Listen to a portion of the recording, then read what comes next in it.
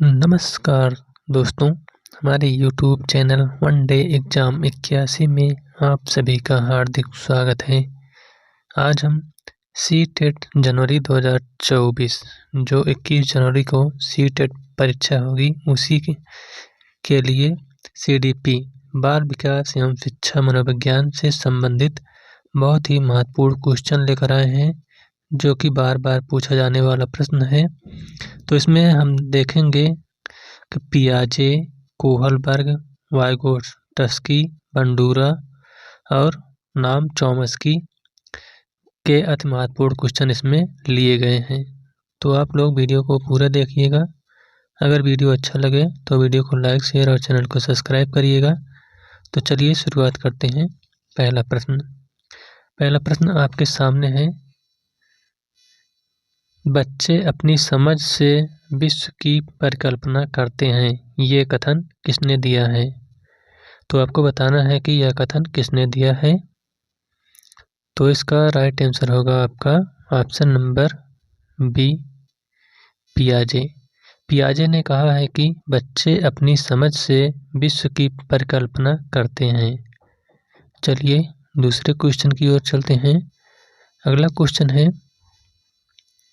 बालकों की सोच अमूर्तता की अपेक्षा मूर्त अनुभवों एवं प्रत्ययों से होती है, यह अवस्था है। तो यह कौन सी अवस्था है जिसमें बालकों की सोच अमूर्तता की अपेक्षा मूर्त अनुभवों एवं प्रत्ययों से होती है? तो यह है आपका ऑप्शन नंबर ए, 7 से 12 वर्ष तक। चलिए अगले क्वेश्चन की ओर चलते हैं। अगला क्वेश्चन है, कोई 5 साल की लड़की एक टी-शर्ट को तह करते हुए अपने आप से बात करती है। लड़की द्वारा प्रदर्शित व्यवहार के संदर्भ में निम्नलिखित में से कौन सा कथन सही है? तो आपको इसमें से बताना है कौन सा सही है। तो जो इसका राइट आंसर होगा वह है आपका ऑप्शन नंबर बी, जीन पियाजे इसे अहम केंद्रित भाषा कहेगा और लेओ वाइगोट्स्की इसकी व्याख्या बच्चे के द्वारा निजी भाषा से अपनी क्रियाओं को नियमित करने के प्रयासों के रूप में करेगा। चलिए अगले क्वेश्चन की ओर चलते हैं। अगला क्वेश्चन है, पियाजे के अनुसार बच्चों का चिंतन वयस्कों से, अब यहाँ पर आपको भरना है, में भिन्न होता है बजाय। तो इसमें आपका जो राइट आंसर होगा वह है मात्रा, प्रकार और मात्रा का। यानी पियाजे के अनुसार बच्चों का चिंतन वयस्कों से प्रकार में भिन्न होता है बजाय मात्रा के। चलिए नेक्स्ट क्वेश्चन की ओर चलते हैं। अगला क्वेश्चन है, संज्ञानात्मक विकास के 4 चरणों संवेदी, पेशी, पूर्व संक्रियात्मक, स्थूल संक्रियात्मक और औपचारिक संक्रियात्मक की पहचान की गई है। तो यह किससे पहचान की गई है? तो इसका राइट आंसर है ऑप्शन नंबर डी, पियाजे द्वारा। पियाजे ने संज्ञानात्मक विकास के 4 चरण बताए हैं, जिसमें पहला है संवेदी पेशी, दूसरा मूर्त संक्रियात्मक, तीसरा स्थूल संक्रियात्मक और चौथा है औपचारिक संक्रियात्मक। चलिए नेक्स्ट क्वेश्चन की ओर चलते हैं। अगला क्वेश्चन है, पियाजे के अनुसार विकास की पहली अवस्था जन्म से लगभग 2 वर्ष की आयु के दौरान बच्चा सबसे बेहतर सीखता है। तो बच्चा सबसे पहले बेहतर क्या सीखता है? तो इसका राइट आंसर होगा ऑप्शन नंबर सी, इंद्रियों के प्रयोग द्वारा। यानी इंद्रियों के प्रयोग से बच्चा जो है जन्म से 2 वर्ष की आयु तक सबसे अच्छा सीखता है। चलिए अगले क्वेश्चन की ओर चलते हैं। अगला क्वेश्चन है, बच्चों के बौद्धिक विकास की 4 विशिष्ट अवस्थाओं की पहचान की गई है। तो यह किसके द्वारा पहचान की गई है? तो इसका राइट आंसर है ऑप्शन नंबर सी, पियाजे द्वारा। पियाजे ने विकास की 4 विशिष्ट अवस्थाओं की व्याख्या की है। चलिए अगले क्वेश्चन की ओर चलते हैं। अगला क्वेश्चन है, बच्चे दुनिया के बारे में अपनी समझ का सृजन करते हैं, इसका श्रेय को जाता है, यानी इसका श्रेय किसको जाता है? तो जो इसका श्रेय जाता है वह है आपका पियाजे। पियाजे को, इसका श्रेय पियाजे को जाता है। चलिए नेक्स्ट क्वेश्चन की ओर चलते हैं। अगला क्वेश्चन है, पियाजे के अनुसार निम्नलिखित में से कौन सी अवस्था में बच्चा अमूर्त संकल्पनाओं के विषय में तार्किक चिंतन करना आरंभ करता है? तो जिसमें तार्किक चिंतन आरंभ करता है वह है आपका ऑप्शन नंबर ए, औपचारिक संक्रियात्मक अवस्था, यानी 12 वर्ष से ऊपर। चलिए अगले क्वेश्चन की ओर चलते हैं। अगला क्वेश्चन है, वह अवस्था जब बच्चा तार्किक रूप से वस्तुओं व घटनाओं के विषय में चिंतन प्रारंभ करता है तो वह कौन सी अवस्था कहलाती है? तो इसका राइट आंसर है ऑप्शन नंबर सी, मूर्त संक्रियात्मक अवस्था। मूर्त संक्रियात्मक अवस्था में बच्चा तार्किक रूप से वस्तुओं एवं घटनाओं के विषय में चिंतन प्रारंभ करता है। चलिए नेक्स्ट क्वेश्चन की ओर चलते हैं। अगला क्वेश्चन है, पियाजे के अनुसार संज्ञानात्मक विकास के किस चरण पर बच्चा वस्तु अस्थायित्व को प्रदर्शित करता है? तो इसका राइट आंसर है ऑप्शन नंबर सी, संवेदी प्रेरक चरण। संवेदी प्रेरक चरण के द्वारा संज्ञानात्मक विकास के चरण पर बच्चा वस्तु अस्थायित्व को प्रदर्शित करता है। अगला क्वेश्चन है, पियाजे के अनुसार अधिगम के संज्ञानात्मक सिद्धांत के अनुसार वह प्रक्रिया जिसके द्वारा संज्ञानात्मक संरचना को संशोधित किया जाता है कहलाती है। तो क्या कहलाती है? तो इसका राइट आंसर है ऑप्शन नंबर बी, समावेशन। ऑप्शन नंबर सी, समायोजन। तो यह प्रक्रिया समायोजन कहलाती है। चलिए नेक्स्ट क्वेश्चन की ओर चलते हैं। अगला क्वेश्चन है, निम्नलिखित में से कौन सा निहितार्थ पियाजे के संज्ञानात्मक विकास के सिद्धांत से नहीं निकाला जा सकता? तो इसका राइट आंसर है ऑप्शन नंबर डी, शाब्दिक शिक्षण की आवश्यकता। चलिए नेक्स्ट क्वेश्चन की ओर चलते हैं। अगला क्वेश्चन है, पियाजे के सिद्धांत के अनुसार बच्चे निम्न में से किसके द्वारा सीखते हैं? तो इसका राइट आंसर होगा आपका ऑप्शन नंबर सी, अनुकूलन की प्रक्रियाएं। नेक्स्ट क्वेश्चन की ओर चलते हैं। अगला क्वेश्चन है, जीन पियाजे के अनुसार विकास के किस स्तर पर बच्चे में परिकल्पना आधारित निगमनात्मक तार्किक विकसित होती है और वैज्ञानिक सोच उभरना शुरू होता है? तो इसका राइट आंसर होगा आपका ऑप्शन नंबर ए, अमूर्त संक्रियात्मक अवस्था में। अमूर्त संक्रियात्मक अवस्था में बच्चे परिकल्पना आधारित निगमनात्मक तार्किकता विकसित होती है और वैज्ञानिक सोच उभरना शुरू होती है। चलिए नेक्स्ट क्वेश्चन की ओर चलते हैं। अगला क्वेश्चन है, पियाजे के अनुसार संख्या बच्चे द्वारा वस्तुओं के बीच बनाए गए 2 प्रकार के संबंधों का संश्लेषण है। वह कौन से 2 प्रकार हैं? तो इसका आपको राइट आंसर बताना है कौन सा है। तो इसका राइट आंसर है ऑप्शन नंबर सी, पंक्तिबद्धता और पदानुक्रम समावेशन। अगले क्वेश्चन की ओर चलते हैं। अगला क्वेश्चन है, एक शिक्षक ने देखा कि उसकी कक्षा का 11 वर्ष का छात्र विभिन्न प्रकार के चतुर्भुज को भिन्न वर्गों में वर्गीकृत कर सकता है, परंतु उससे उत्पत्ति एक चतुर्भुज के अंतःकोणों का योग 360 होता है को समझने में कठिनाई हो रही है। जीन पियाजे की ज्ञानात्मक परिकल्पना के अनुसार छात्र में है, तो छात्र में क्या है? तो इसका राइट आंसर होगा ऑप्शन नंबर ए, मूर्त संक्रियात्मक अवस्था। चलिए नेक्स्ट क्वेश्चन की ओर चलते हैं। अगला क्वेश्चन है, कोहलबर्ग के सिद्धांत के पूर्व परंपरागत स्तर के अनुसार कोई नैतिक निर्णय लेते समय एक व्यक्ति निम्नलिखित में से किस तरफ प्रवृत्त होगा? तो इसका राइट आंसर होगा ऑप्शन नंबर ए, अंतर्निहित संभावित दंड। चलिए अगले क्वेश्चन की ओर चलते हैं।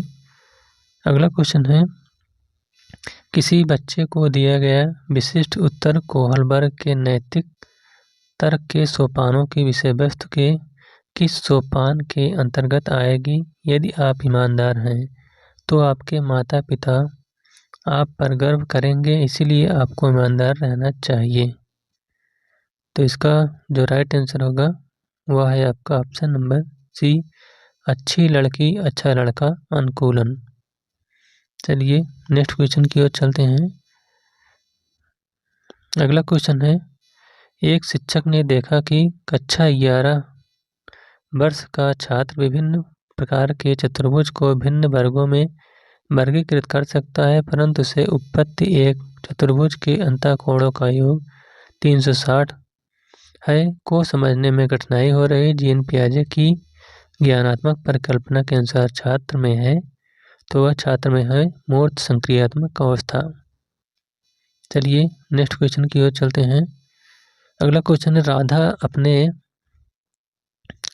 बच्चे अधिक से घर का काम पूरा करने के लिए कहती है। वह पूछता है कि इससे उसे क्या फायदा होगा? कोहलबर्ग के अनुसार अधिक विकास की किस अवस्था में है? तो इसका राइट आंसर है ऑप्शन नंबर ए, आज्ञाकारिता और दंड अभिन्यास की अवस्था में। अगला क्वेश्चन है, एक सच्चा तर्क प्रस्तुत करता है, आप यह मेरे लिए करें और मैं वह आपके लिए करूँगा। यह बच्चा कोहलबर्ग की नैतिक तर्कड़ा की किस अवस्था के अंतर्गत आएगी? तो इसका राइट आंसर है ऑप्शन नंबर ए, अच्छा लड़का लड़की अवमुखीकरण। चलिए नेक्स्ट क्वेश्चन की ओर चलते हैं। अगला क्वेश्चन, रोहित ने अजय की डेस्क से ली हुई पेंसिल वापस रख दी क्योंकि उसे पकड़ने में सजा मिलने का डर था। यह कोहलबर्ग के किस स्तर को बताता है? तो इसका राइट आंसर है ऑप्शन नंबर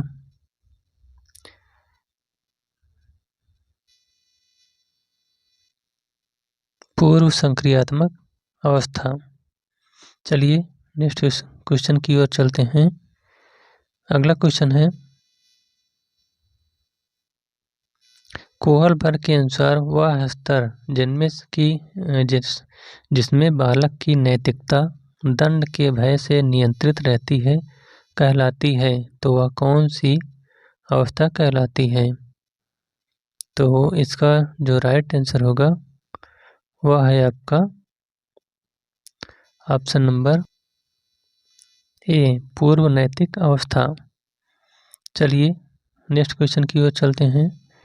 अगला क्वेश्चन है, लेव वाइगोत्स्की के अनुसार संज्ञानात्मक विकास का मूल कारण है, तो इसका मूल कारण क्या है? तो इसका जो राइट आंसर होगा वह है आपका ऑप्शन नंबर सी, मानसिक प्रारूपों का इसका जो राइट आंसर है वह है आपका ऑप्शन नंबर बी, सामाजिक अन्योन्य क्रिया। यानी लेव वाइगोत्स्की के अनुसार संज्ञानात्मक विकास का मूल जो कारण है वह है सामाजिक अन्योन्य क्रिया। चलिए नेक्स्ट क्वेश्चन की ओर चलते हैं। अगला क्वेश्चन है, वाइगोत्स्की के अनुसार बच्चे सीखते हैं, तो वाइगोत्स्की के अनुसार जो बच्चे सीखते हैं इसमें से आपको सही आंसर बताना है, कौन सा सही होगा? तो इसका राइट आंसर होगा ऑप्शन नंबर ए, वयस्कों और समवयस्कों के साथ परस्पर क्रिया से। चलिए नेक्स्ट क्वेश्चन की ओर चलते हैं। अगला क्वेश्चन है, वाइगोत्स्की की संतुष्ट के अनुसार बच्चों की व्यक्तिगत वाक की संकल्पना, तो इसमें से कौन सा राइट आंसर होगा? तो आपको यही बताना है। तो इसमें से जो राइट आंसर होगा वह है आपका ऑप्शन नंबर ए, स्पष्ट करती है कि बच्चे अपने ही कार्यों के निर्देशन के लिए भाषा का उपयोग करते हैं। चलिए नेक्स्ट क्वेश्चन की ओर चलते हैं। अगला क्वेश्चन है, बंडूरा के अनुसार अधिगम आधारित है। तो इसमें से बताना है कि बंडूरा के अनुसार अधिगम आधारित है तो किस पर आधारित है। तो इसका राइट आंसर है ऑप्शन नंबर सी, अनुकरण पर। चलिए नेक्स्ट क्वेश्चन की ओर चलते हैं। अगला क्वेश्चन है, शिक्षार्थी फैशन शो देखकर मॉडल्स का अनुकरण करने की कोशिश करते हैं। इस प्रकार के अनुकरण को कहा जा सकता है। तो इस प्रकार के अनुकरण को क्या कहा जा सकता है। तो इसका राइट आंसर है ऑप्शन नंबर सी, सामाजिक अधिगम। चलिए नेक्स्ट क्वेश्चन की ओर चलते हैं। अगला क्वेश्चन है, बंडूरा के सामाजिक अवलोकन पर आधारित अधिगम सिद्धांत के निम्नलिखित में से कौन सी प्रक्रिया होती है। तो इसका राइट आंसर है ऑप्शन नंबर बी, प्रतिधारण। चलिए नेक्स्ट क्वेश्चन की ओर चलते हैं। अगला क्वेश्चन है, बच्चे फिल्मों में दिखाए गए हिंसात्मक व्यवहार को सीख सकते हैं। यह निष्कर्ष निम्नलिखित में से किस मनोवैज्ञानिक द्वारा किए गए कार्य पर आधारित हो सकता है। तो इसका राइट आंसर है option number B, Albert Bandura. चलिए नेक्स्ट क्वेश्चन की ओर चलते हैं। अगला क्वेश्चन है, अल्बर्ट बंडूरा के सामाजिक अधिगम सिद्धांत के अनुसार निम्न में से कौन सा कथन सही है। तो जो इसका राइट आंसर है वह है आपका ऑप्शन नंबर ए, बच्चों के सीखने के लिए प्रतिरूपण या मॉडलिंग एक मुख्य तरीका है। चलिए अगले क्वेश्चन की ओर। अगला क्वेश्चन है, अधिगम का सिद्धांत निम्नलिखित में से किस घटक पर बल देता है। तो जो अधिगम का सिद्धांत है यह प्रतिरूपण पर बल देता है। ऑप्शन नंबर बी इसका राइट आंसर होगा। अगला क्वेश्चन है, भाषा अधिग्रहण करने के लिए खड़ा है। तो जो भाषा अधिग्रहण के लिए खड़ा है वह क्या है। तो वह है ऑप्शन नंबर ए, बिना सोचे समझे सचेत प्रयास करने वाली भाषा सीखना। चलिए अगले क्वेश्चन की ओर चलते हैं। अगला क्वेश्चन है, जेनरेटिव व्याकरण है। तो जो जेनरेटिव व्याकरण है यह क्या है। तो इसका राइट आंसर है ऑप्शन नंबर सी, जन्मजात व्याकरणिक संरचना। चलिए अगले क्वेश्चन की ओर। अगला क्वेश्चन है, आधुनिक भाषा विज्ञान के जनक कौन है। तो जो आधुनिक भाषा विज्ञान के जनक हैं वह हैं नोआम चोम्स्की। इन्हें आधुनिक भाषा विज्ञान का जनक कहा जाता है। अगला क्वेश्चन है, चोम्स्की भाषा के कितने स्तर बताए हैं। तो जो चोम्स्की हैं इन्होंने भाषा के 2 स्तर बताए हैं। चलिए अगले क्वेश्चन की ओर चलते हैं। अगला क्वेश्चन है, निम्नलिखित में से किसी व्यवहारवाद की तीखी आलोचनाओं के लिए नोट किया गया है। तो यह किसने कहा है। इसका राइट आंसर है option number A, Noam Chomsky. अगला क्वेश्चन है, नोआम चोम्स्की के अनुसार कौन सा कथन सही है। तो इसमें से आपको बताना है कौन सा कथन सही है। तो इसका राइट आंसर है ऑप्शन नंबर डी, बच्चों में भाषा सीखने की जन्मजात क्षमता होती है। तो इस प्रकार से CDP यानी बाल विकास एवं शिक्षा मनोविज्ञान के अति महत्वपूर्ण क्वेश्चन का यह वीडियो समाप्त होता हुआ। Thank you.